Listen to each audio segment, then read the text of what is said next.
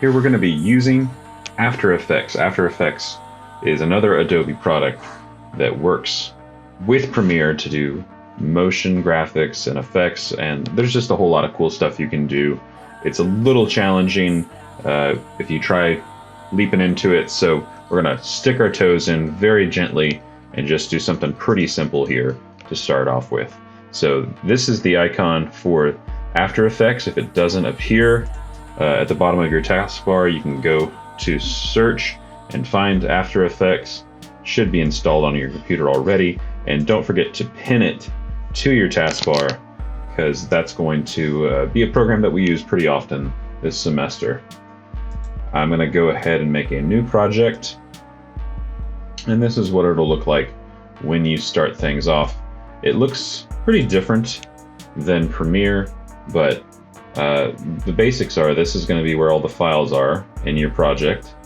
Notice that it's called AEP files over here, and right now it's untitled. I'm going to start by saving it actually, and I'm going to save in that folder that you made on your desktop so that you can find this later. You'll be doing, I think, 4 different After Effects tutorials to start the year. So on your desktops, you should have made a folder that says After Effects tutorials. Let's go ahead and open that and say, we can call this one Text Effects or something like that.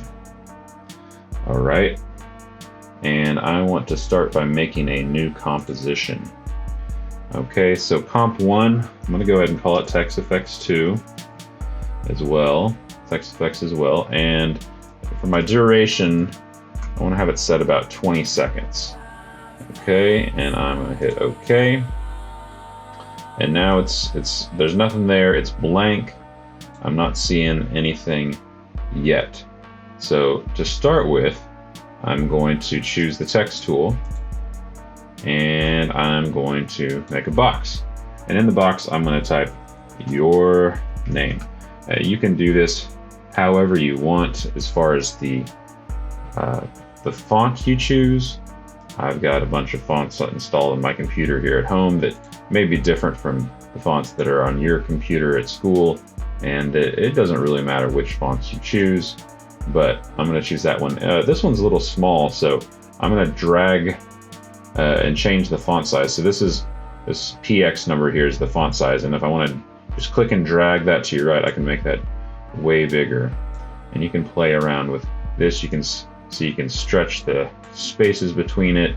You can make it wider if you want. There's a lot of things you can do to play around with that if you want to, but that's not what I'm super interested in right now. I'm going to switch over to my main tool, which is V.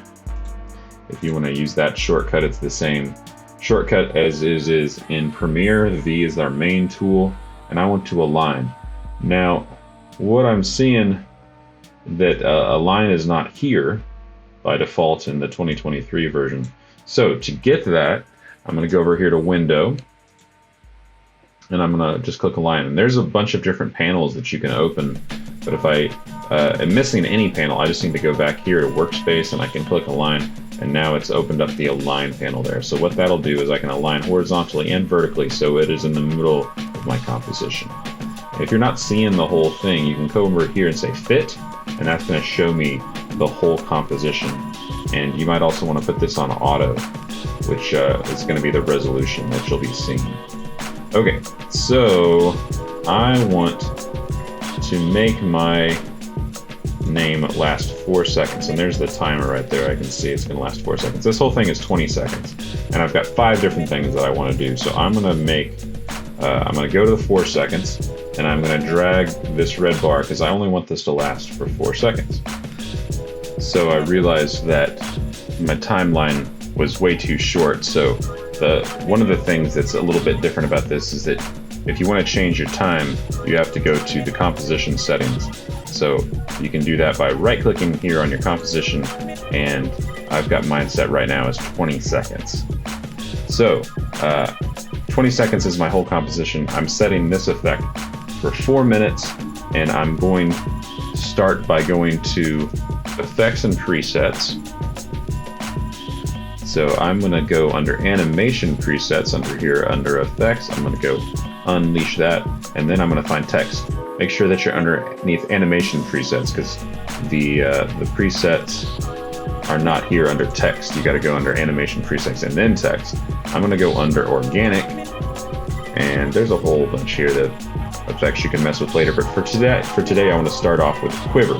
So I'm going to apply quiver to this, and if I hit the space bar for play, you can see that's quivering a little bit.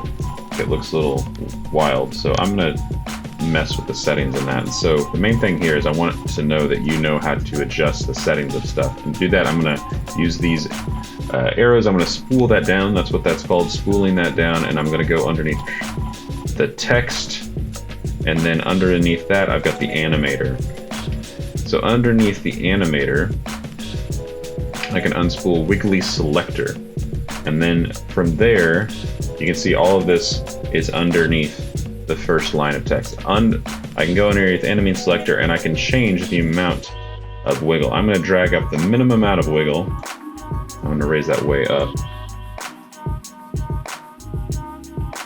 Okay, it's still kind of weird. I can lower the number of wiggles per second. Let's make that one wiggle per second, and I'm going to make the whole word. Instead of the individual letters, I've changed it to now that just the words are going to wiggle. Okay, that's a little less crazy. If you want to adjust that to some different values, that's up to you. It's not super important that they're the exact same settings is fine, but the main thing is that I want to know that you can adjust it and make it a little bit different than it is by default, because you are going to have to change the settings here. So I'm going to unspool and put it back so I can do my next one. So for our next effect, we're going to go ahead and type your name again. I'm going to get down here after we've done that first text effect. I'm going to draw another text box. I would like you to change the font. So whatever font you choose is up to you, but I want it to be a different font for each different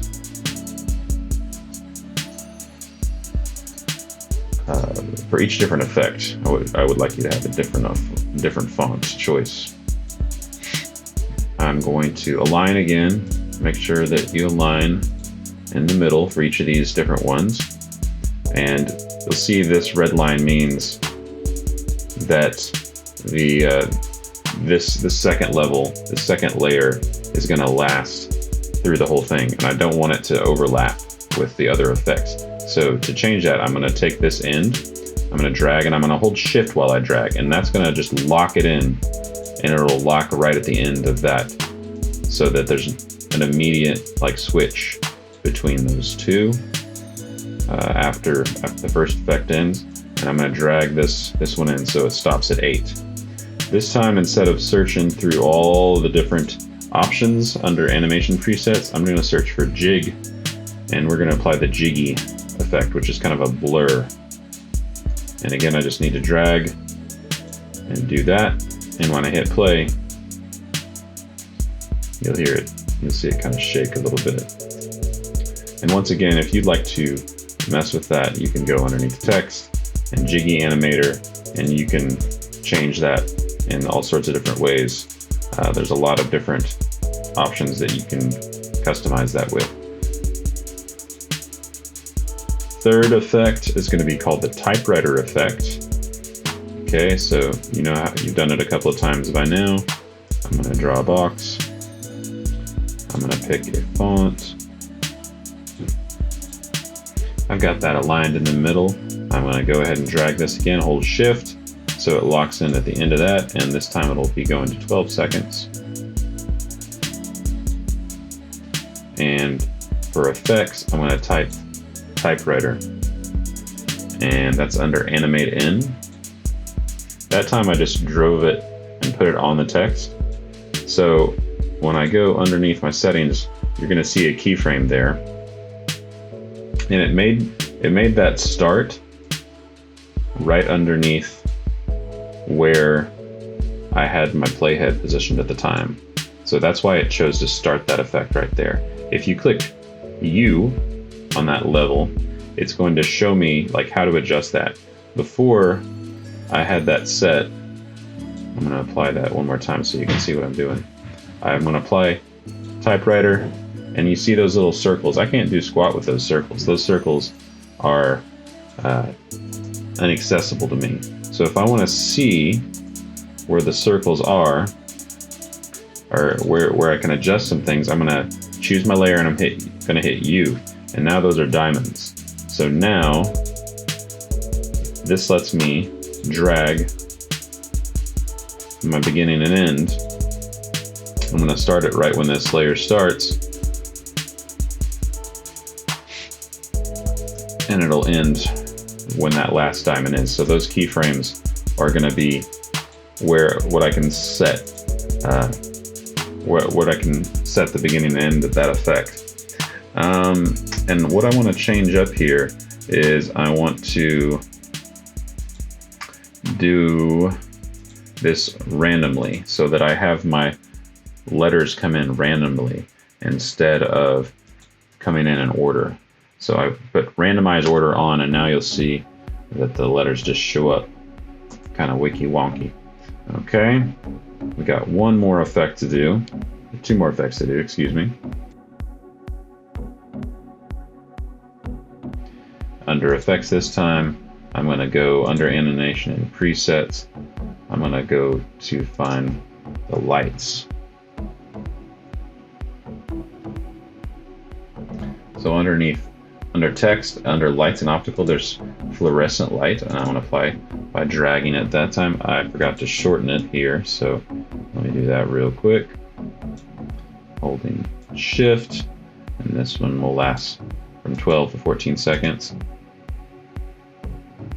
And it's going to make it blink like a fluorescent light does when it's not got all its power. I want to show you also that you can hit this.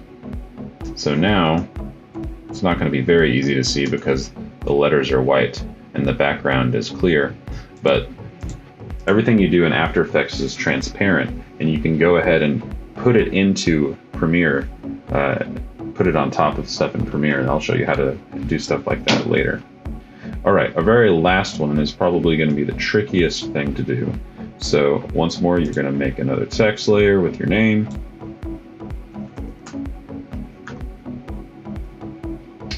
Choose a new font.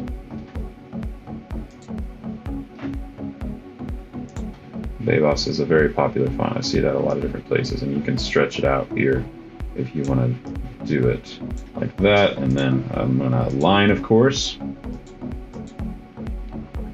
I'm going to shorten it so it's the last bit.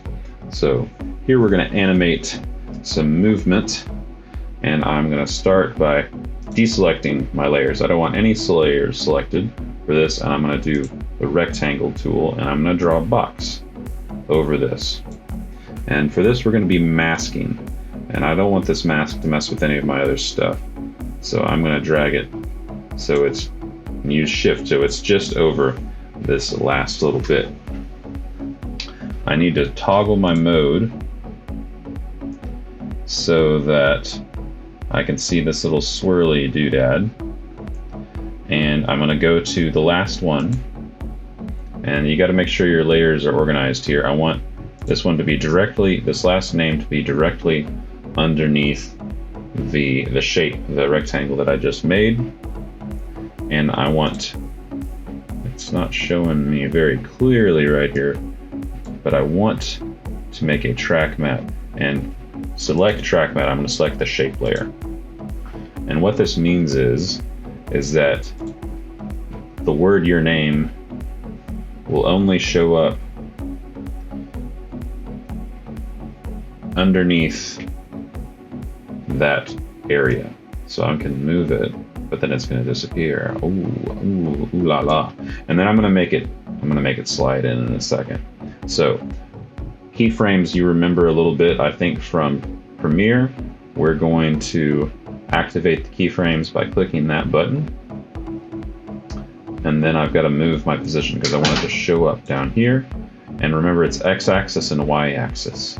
So I'm going to slide this guy up. And you can see it's drawing a little line there.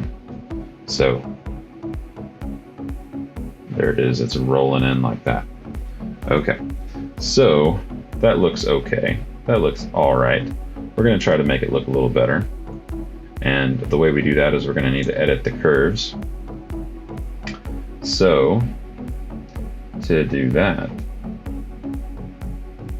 I'm going to go under here and find Graph Editor.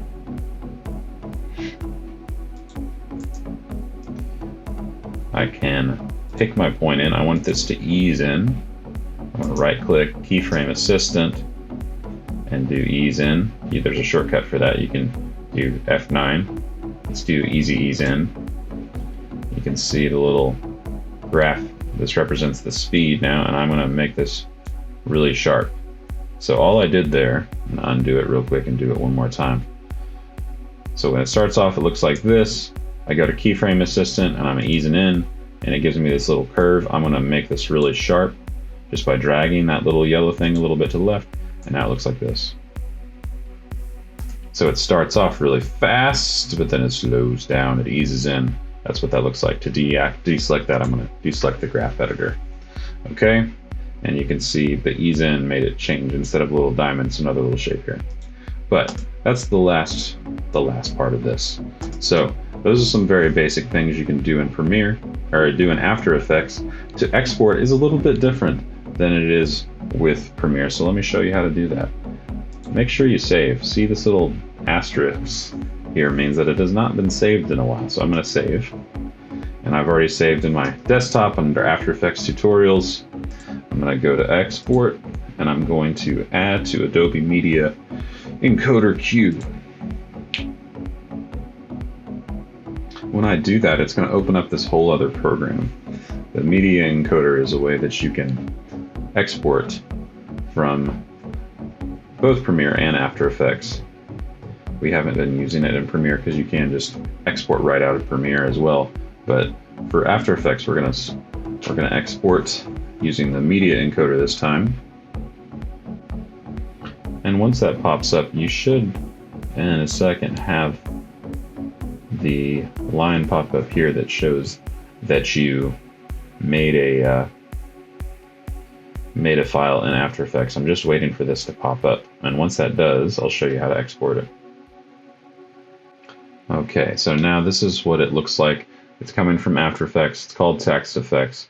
The output file, I don't want it to put it in all these random places. I don't want it to just go any old place. So I'm going to go to that folder that you made earlier called Exports, or you had it from last year. I'm going to save it in there. So when you export, it's going to be called Text Effects, and it'll be in your Exports folder. And to export, you got to press this green button to start the queue. And that's going to go pretty quickly because it's a pretty short file. And then you're ready to turn in to at Canvas. So that was your first experience with After Effects. It started off kind of slow, but there's a lot of exciting things you can do with it.